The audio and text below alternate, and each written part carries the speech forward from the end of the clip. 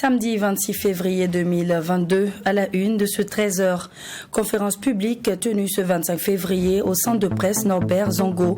Objectif de cette rencontre, état de la corruption au Burkina Faso et sur la constitutionnalité du pouvoir actuel. Le docteur Luc Marius Ibriga, contrôleur général d'État sortant, nous dira tout à ce sujet. Autre conférence publique à l'ordre du jour, lancement des activités de la première phase des masterclass à l'Institut des sciences et techniques de l'information et de la communication. Rencontre animée par la directrice commerciale et marketing des éditions Sidoya et le directeur de publication de l'hebdomadaire L'économiste du Faso.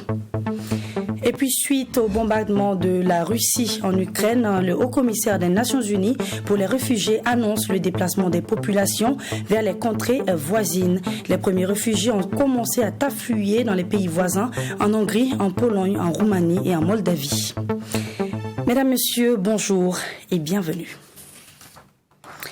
Dans l'optique de vaincre le terrorisme au Burkina Faso, le président du Faso, le lieutenant-colonel Paul-Henri Sandaogo Damiba, a échangé dans la matinée de ce 24 février avec les leaders religieux et coutumiers et les notabilités des régions les plus touchées par le terrorisme. Une rencontre qui s'inscrit dans le cadre des concertations initiées par le chef de l'État dans la perspective de la refondation. Une occasion pour le président Damiba de rappeler que la solution militaire ne suffira pas à elle seule à vaincre le terrorisme. Salmatou Zongo avec la voix de Michael Tougré. Refonder le Burkina Faso, tel est l'objectif du mouvement patriotique pour la sauvegarde et la restauration MPSR depuis sa prise du pouvoir le 24 janvier dernier. Selon le président Damiba, la lutte contre le terrorisme au Burkina Faso relève de la responsabilité collective. Et c'est l'occasion pour lui d'inviter les leaders religieux et coutumiers à jouer pleinement leur rôle en usant de leur influence et en s'associant aux militaires pour vaincre l'hydre terroriste.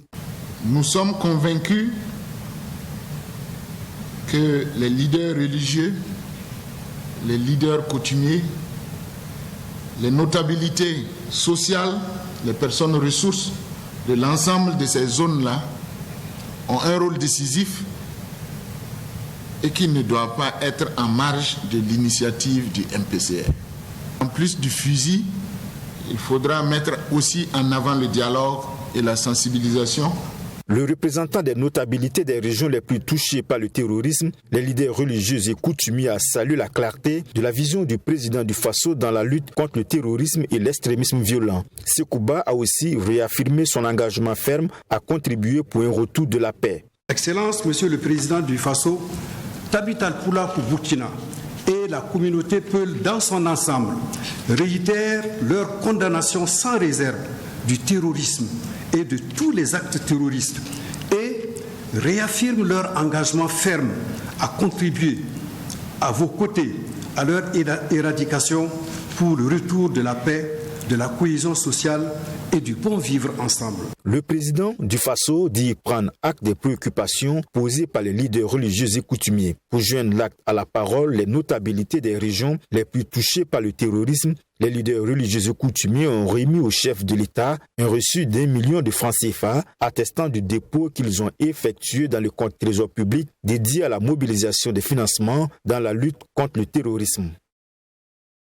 Échanger sur le programme de coopération transfrontalière locale et porter le plaidoyer pour le financement et la réalisation des investissements dans les zones fragiles. Tel est l'objectif de la rencontre d'échange et d'information entre les conseils des collectivités territoriales de l'espace UEMOA qui s'est tenue le 24 février à Ouagadougou. Venus de différents pays membres de l'espace communautaire, cette rencontre a également permis aux différents acteurs d'échanger également sur les priorités au sein des collectivités. Le point dans ce reportage signé Serge Caboret. Face au contexte sécuritaire et sanitaire marqué par les attaques terroristes et le Covid-19, le fonctionnement des collectivités territoriales au sein de l'Union économique et monétaire ouest-africaine UEMOA connaît de nombreuses difficultés. Une situation qui réduit l'offre des services sociaux de base destinés aux populations. Ainsi, c'est dans l'optique de remédier à cette situation que s'est tenue cette rencontre des conseils des collectivités territoriales de l'UEMOA qui vise à ouvrir le dialogue sur la réalisation des objectifs de développement attendus par les populations. L'UEMOA, le Conseil des collectivités territoriales, l'Agence française de développement et l'Union européenne ont entamé un compagnonnage qui vise à réfléchir ensemble sur les moyens de soulager les difficultés de ces populations-là, de lutter contre la pauvreté et de créer la paix par le développement en examinant un certain nombre de projets qui sont au cœur des préoccupations des collectivités territoriales que nous sommes. Et donc c'est dans ce cadre-là que l'UEMOA réunit les présidents de fêtières pour qu'ensemble nous échangions sur ces projets. Et pour relever ces défis auxquels sont confrontés les pays de l'UEMOA, le soutien des partenaires techniques et financiers, dont l'Agence française de développement et l'Union européenne, est indispensable. Nous sommes très heureux de pouvoir les entendre, d'être à leur écoute, parce que le transfrontalier, les approches transfrontalières vont se développer de plus en plus, et parce que nous pensons aussi que l'appui aux collectivités territoriales est facteur de succès et de réussite et d'impact. Nous, au niveau de l'Union européenne, actuellement, pour les prochaines années, on voudrait vraiment renforcer notre appui et notre accompagnement aux collectivités territoriales. Donc, pas seulement ici au Burkina, mais nous, comme délégation de l'Union européenne aussi, nous travaillons étroitement avec l'UEMOA. Échanger sur le programme de coopération transfrontalière locale et porter le plaidoyer pour le financement et la réalisation des investissements, telle est la vision de l'UEMOA qui s'est réjouie de la tenue de cette rencontre. C'est une activité qui a pour objet de faire que nos partenaires qui s'intéressent déjà à cette matière-là, s'intéressent encore davantage à la question des collectivités territoriales et spécifiquement aux collectivités territoriales qui se situent aux frontières des États, qui ont un peu plus de problèmes divers, notamment de sécurité, problèmes de développement, problèmes de déplacés. Et cette réunion sera l'occasion de faire un plaidoyer pour obtenir des financements pour essayer de régler tout ou partie des problèmes que rencontrent les populations à ce niveau-là. Créé en mai 2011 par la conférence des chefs d'État et de gouvernement, le Conseil des collectivités territoriales de l'UEMOA a élaboré une feuille de route en tenant compte des besoins des populations à la base, dans la conception ainsi que la mise en œuvre et l'évaluation des politiques et programmes communautaires. Comme je vous le disais en titre, le centre de presse Norbert Zongo a organisé ce vendredi 25 février une conférence publique sur l'état de la corruption au Burkina Faso et sur la constitutionnalité du pouvoir actuel. Conférence animée par le docteur Luc Marius Ibriga, contrôleur général d'État sortant. Pour ce dernier, la prestation de serment du président du Faso laisse constater des incongruités qui n'apportent rien dans la gestion du pouvoir. Maxime Jean-Eudes Bambara pour le compte-rendu. La responsabilité des militaires n'est pas de conquérir le pouvoir d'État, mais plutôt de défendre l'intégrité du territoire national. C'est la conviction du Dr Luc Marius Ibriga, contrôleur général d'État sortant, sur la constitutionnalité du pouvoir actuel. Pour ce dernier, la prestation du serment du lieutenant-colonel Paul-Henri Sandaogo Damiba en tant que président du Faso n'avait pas sa raison d'être au plan juridique. Là, on a séparé prestation de serment et investiture, qui va poser problème. Le président a déjà prêté serment de défendre la Constitution et l'acte 1. Est-ce à dire que quand il y aura l'investiture, il ne prêtera plus serment? S'il ne prête plus serment, ça veut dire qu'il peut prendre des libertés par rapport à la charte, puisqu'il n'a pas prêté serment de respecter et de faire respecter la charte. Ces incongruités, selon le contrôleur général d'État sortant, n'apportent rien de plus dans l'effectivité de la gestion du pouvoir par le MPSR, Mouvement patriotique pour la sauvegarde et la restauration. En plus de cela, cette prestation de serment a été l'occasion pour le MPCR de diviser son crédit par deux. Sur les rumeurs selon lesquelles ce dernier serait l'un des conseillers de l'ombre du président Damiba, Dr Luc Marius Ibriga réagit. C'est vrai que je suis très proche du docteur Assablaga, et on disait que nous étions les deux à susurrer à l'oreille du... Non. La preuve, c'est que vous avez vu la présentation du MPSR, je n'arrive pas à SR, je ne sais pas parmi les membres du MPSR. Il affirme tout de même avoir été consulté par le président du FASO et par la commission technique mise en place par le MPSR au nom de l'autorité supérieure de contrôle d'État et de lutte contre la corruption. Mais pour lui, il n'est pas question d'être membre du gouvernement de la transition. En tant que citoyen, si on demande mon point de vue, je donnerai mon point de vue. Mais, je l'ai dit à plusieurs reprises, je suis très libertaire.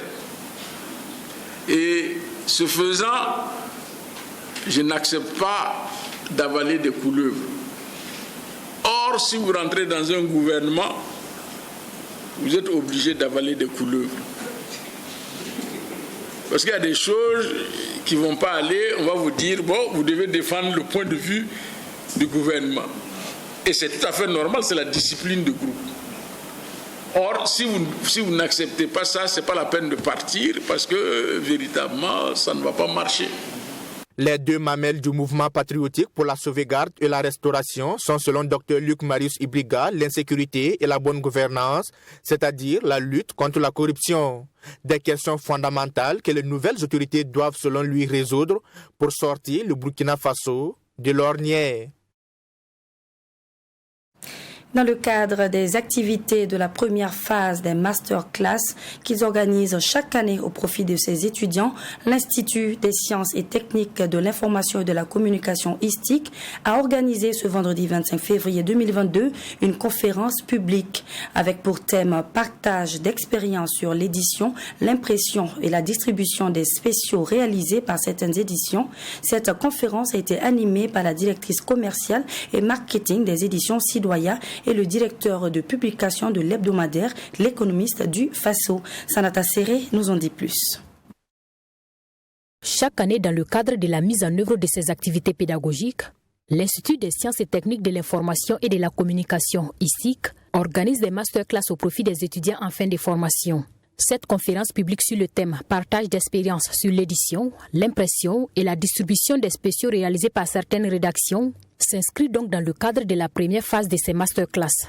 Il s'agit d'un rendez-vous pédagogique qui vise à faire comprendre à ses étudiants le processus de conception, d'édition, de distribution et de communication sur les spéciaux produits par les médias. L'idée, c'est d'amener les étudiants de la filière communication qui ne produisent pas forcément du contenu éditorial, mais qui s'occupent des aspects communication, marketing, par exemple, dans une entreprise de presse. Donc, c'est de comprendre ce processus. Le contenu d'un journal, comment on le rend attractif pour le vendre. Ensuite, comment on le met en place, comment on le produit et comment surtout on organise sa distribution et sa commercialisation. La présente conférence a été animée par le directeur de publication de l'hebdomadaire L'Économiste du Faso et la directrice commerciale et marketing des éditions Sidoya. Occasion pour les deux communicateurs d'éclairer la lanterne des participants sur la plus-value des spéciaux pour une rédaction. La valeur ajoutée des spéciaux est indéniable parce que ça nous permet d'aborder de façon plus, fouillée, plus détaillée, plus large, une thématique donnée, ou bien de se pencher sur un secteur d'activité et de le présenter sous toutes ses facettes à un public. Les spéciaux, en fait, c'est une opportunité pour les directions commerciales de recruter davantage d'annonceurs. Voilà. Au-delà du fait que nos médias accompagnent les initiatives de développement de l'État au niveau déconcentré à travers l'organisation tournante du 11 décembre, c'est une opportunité pour la direction commerciale de recruter de nouveaux annonceurs, d'avoir une plus-value, d'avoir une ressource additionnelle au niveau des poches des recettes en ce qui concerne la publicité. Et les participants d'apprécier à l'issue de la conférence la pertinence du thème abordé, un thème qui leur sera bénéfique dans leur parcours professionnel. La thématique de la conférence était vraiment une thématique d'actualité pour nous apprenants en communication. C'était sur l'impression, la distribution et la publicité autour de ces spéciaux que les médias là organisent. Donc c'est un module important pour nous parce que nous-mêmes nous étudions cela à ISTIC. Donc c'est une occasion pour nous de discuter avec des personnes expérimentées dans le domaine, de nous donner des conseils, d'avoir un carnet d'adresses assez fourni pour de futurs communicants parce qu'il faut savoir interagir avec les journalistes, comment gérer ce cadre-là. Donc c'est ce que nous avons appris aujourd'hui lors de cette conférence. Les masterclass 2022 de l'Institut des sciences et techniques de l'information et de la communication, faut-il le rappeler, se déroulent en 3 phases. Débutés le 22 février dernier, ils vont s'étendre jusqu'au 11 avril prochain. Direction le plateau central où l'association des amis élus pour la participation citoyenne vient de procéder au lancement du projet Zindentare qui signifie en langue française vivre ensemble. Un projet visant à renforcer la cohésion sociale avec la participation des jeunes et des femmes. L'objectif recherché par les initiateurs de ce projet est de promouvoir la culture de la paix et les valeurs de tolérance en milieu scolaire. Le projet bénéficie du soutien de l'ambassade royale du Danemark dans le cadre du projet Promotion des droits humains, de la paix et de la cohésion sociale à travers l'unité technique. Retour sur la cérémonie du lancement du dit projet qui a eu lieu ce vendredi 25 février à Zignaré et c'est avec Mamidriana Kamabou. À travers ce projet dénommé Zindentare, qui signifie en langue française « vivre ensemble », des centaines de jeunes et de femmes burkinabés pourront être des acteurs de la promotion de la cohésion sociale. Il s'agit aussi d'outiller ce dernier pour qu'ils puissent participer efficacement au développement durable de leur localité de manière éclairée et pertinente. Et pour ce faire, le projet prévoit des ateliers de formation, d'éducation et de sensibilisation axés sur la promotion de la paix. Il s'agira d'identifier 150 jeunes de 18 à 35 ans, scolarisés ou non, qui à leur tour bénéficieront des actions de formation sur la promotion, en tout cas de la paix et de la cohésion sociale en milieu communautaire et qui vont à leur tour organiser ce qu'on appelle les cadres de concertation, de concert avec les autorités, les communautés religieuses et les communautés coutumières. Également, il s'agira d'identifier 150 femmes sur l'ensemble donc des 3 communes qui également vont être formées sur la résolution 1325 de l'ONU qui dispose qu'effectivement il est impératif à l'heure actuelle de prendre en compte la femme comme actrice dans la prévention et la gestion des conflits parce que pendant longtemps elle est restée considérée comme une victime. Les initiateurs souhaitent avoir des jeunes et des femmes comme interlocuteurs au sein des communautés afin de véhiculer les messages de paix en vue d'asseoir une meilleure vivre ensemble. Aussi, il permettra aux femmes de participer davantage à la promotion de la paix tout en s'appropriant de façon active au processus de résolution des conflits conformément à la résolution 1325 de l'ONU. L'association compte mener des actions dans des différents établissements. Et ce qui est intéressant, c'est qu'au niveau des scolaires, il est également prévu l'organisation d'un concours inter-établissement au niveau de la région où les 3 meilleurs établissements seront primés et à l'issue donc du processus qui va être conduit par un comité d'organisation du concours composé de 9 membres qui sera mis en place incessamment à l'issue donc de cet atelier de lancement. Ce projet, dont les bénéficiaires sont les jeunes et les femmes des communes de Boussé, Zorgo et Zignaré, va susciter et entretenir avec l'appui des autorités une dynamique de promotion de la cohésion sociale, du militantisme en faveur de la prévention et la résolution des conflits. Ce projet, il vient à point nommé parce qu'effectivement nous en avons besoin. Quand je dis tantôt que tout le monde est impliqué, les jeunes et les femmes particulièrement, parce que les jeunes c'est l'avenir. Et les femmes sont les personnes les plus vulnérables.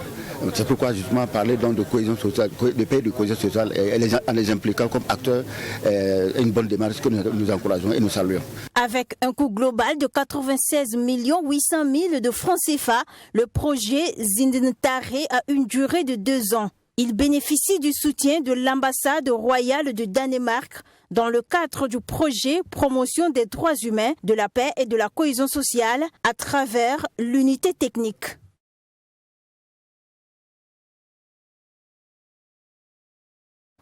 Haute conférence de presse ce 24 février, Canal+ Burkina a procédé à la présentation de la nouvelle version de son application MyCanal et de sa toute première série burkinabé Canal+ Original. Une conférence de presse qui a fait place à une projection du tout premier épisode de cette série intitulée De plus en plus loin. Les précisions dans ce reportage signé Fatimata Nikiema. Avec 8 épisodes de 52 minutes, la série De plus en plus loin est une idée originale de Michel Boyiri et Adiaratou Sangare. Cette première série burkinabé produite par Canal+ traite de l'émigration. Le premier épisode a été diffusé à la suite de cette conférence de presse dans la salle Canal Olympia Idrissa Ouedraogo. Vous voulez quoi? Notre dignité n'est pas à vendre. Ces gens-là, s'ils veulent s'amuser avec vous, c'est leur problème. Ah ouais. Mais est-ce qu'on va le faire? Il s'agit d'un jeune qui a eu des problèmes ici au boulot, qui a décidé de partir à l'aventure, mais qui finalement ça ne se passe pas comme prévu et qui revient, qui se rend compte en fait que la filière avec laquelle il est parti, c'était biaisé dès le départ, donc il revient pour se venger. Les cinéphiles au sorti de cette avant-première se disent satisfaits du scénario et du jeu d'acteurs. Selon certains, c'est une série qui soulève beaucoup d'interrogations sur les inconvénients de la migration et du business qui se cache derrière. Quand tu finis de regarder le premier épisode, tu as envie de regarder immédiatement le deuxième.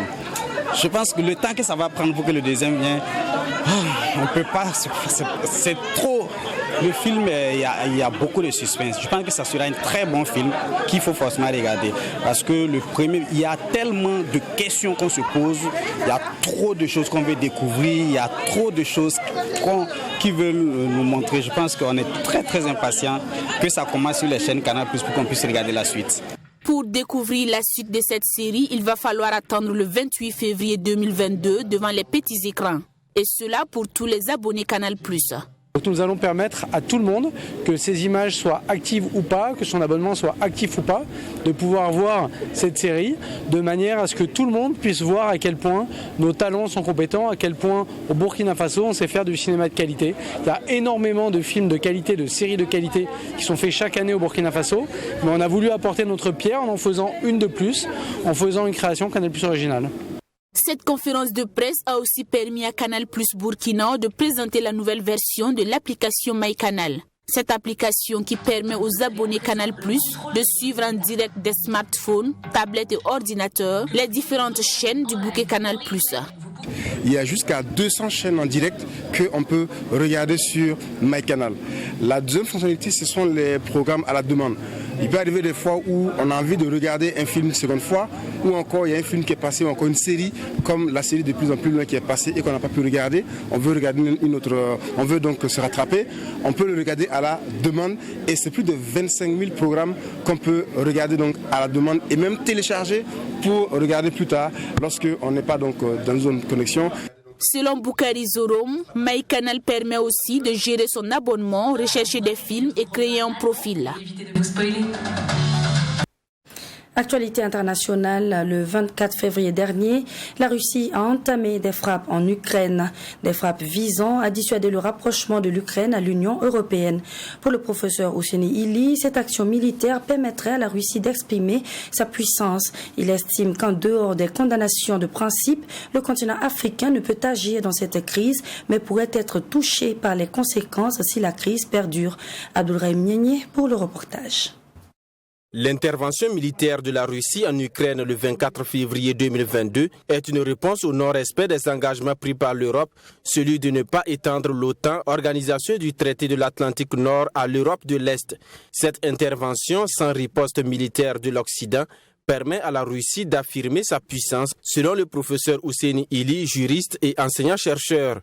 Pour la Russie et pour Poutine, il faut redonner à la Russie sa grandeur d'antan, et pour cela il faut qu'elle s'affirme aussi bien sur la scène internationale mais également dans son environnement immédiat en bloquant justement l'expansion des Occidentaux dans cet espace-là. Il y a eu des extensions progressives de l'OTAN jusqu'aux frontières de la Russie et finalement il ne restait que l'Ukraine et la Russie a voulu marquer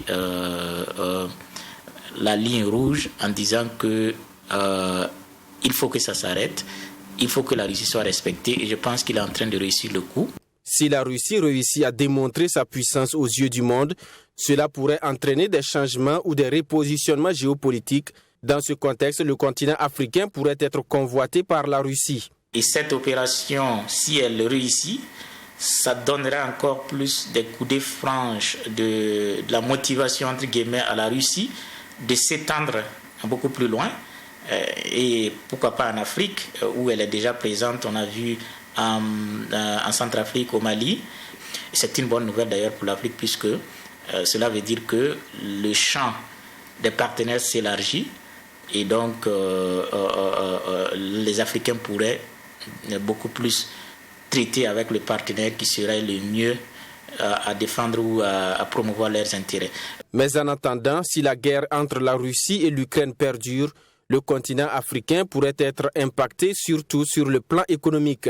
Le baril du pétrole a franchi les $100 ces derniers jours. Donc, naturellement, l'augmentation du prix du pétrole veut dire augmentation du prix de l'essence avec les répercussions que ça a sur les autres produits. Et naturellement, l'Afrique est concernée par cela. La deuxième conséquence économique, ça peut être au niveau alimentaire, puisque les deux pays, Ukraine et Russie, sont de grands producteurs de blé. À eux deux, ils occupent près du tiers de la production mondiale de blé, alors que, comme vous le savez, le blé se retrouve dans beaucoup d'aliments, comme les pâtes alimentaires, les biscuits, le pain. Et donc, on a constaté ces derniers jours que le prix du blé a augmenté, le cours du blé a augmenté sur la scène internationale. Après cette guerre, le professeur Eli craint une course à l'armement parce que pour lui, l'Europe et les États-Unis avaient promis défendre l'Ukraine en cas d'attaque et l'ont motivé à abandonner l'arme nucléaire en 1991. Aujourd'hui, attaqué par la Russie, le pays ne bénéficie pas d'intervention militaire de la part de ses protecteurs. Cette trahison pourrait motiver chaque État à se doter de l'arme nucléaire pour sa propre protection. Toujours à ce propos, ciblé depuis le 24 février dernier, plusieurs milliers de personnes ont fui leur foyer en Ukraine et d'autres ont même quitté le pays. Les premiers réfugiés ont commencé à affluer dans les pays voisins, notamment en Hongrie, en Pologne, en Roumanie et en Moldavie. Les détails, c'est dans ce reportage. Les premiers réfugiés ukrainiens ont commencé à affluer dans les pays voisins. Selon les autorités polonaises, depuis le début de la guerre, environ 15 000 personnes ont déjà traversé la frontière. Après avoir fui l'invasion russe, de nombreux réfugiés ont passé la nuit dans cette gare polonaise à quelques kilomètres de l'Ukraine. Je me suis réveillé la nuit suite aux messages et aux appels de mes amis. Ils m'ont informé du début de l'intervention militaire en Ukraine. Nous avions préparé des plans d'urgence pour nous rencontrer à la gare, mais nous n'avions rien prévu pour la suite des événements. Nous n'étions pas organisés sérieusement. À cet arrêt de bus de la ville de Medyka, au sud de la Pologne, beaucoup réfléchissent à ce qu'ils vont faire maintenant. Nous laissons nos 2 chiens chez un ami en Ukraine parce que nous n'avons pas eu le temps de leur faire un passeport ou d'avoir une permission de sortie. Nous réfléchissons à ce que nous allons faire maintenant et je pense que nous irons probablement jusqu'à la ville de Wrocław. Là-bas, nous serons plus sereins et nous déciderons de ce que nous pourrons faire ensuite. Des milliers de réfugiés ukrainiens ont également franchi les postes aux frontières de la Roumanie. Certains sont venus à pied, d'autres en voiture ou en ferry. Beaucoup d'entre eux viennent ici parce qu'ils ont des parents ou des connaissances vivant en Roumanie. Voilà, c'est tout pour cette édition. Mais avant de vous quitter, votre pensée du jour qui dit « Apprenez à prendre soin de ceux qui vous entourent, car si vous ne prenez pas soin de quelqu'un dans votre présent, ne vous attendez pas à voir cette personne dans votre futur, puisque vous appartiendrez déjà à son passé. » L'ensemble de la rédaction et de l'équipe technique de 3TV passe par ma voix pour vous souhaiter un très bon week-end et une bonne reprise. Prenez grand soin de vous et à bientôt.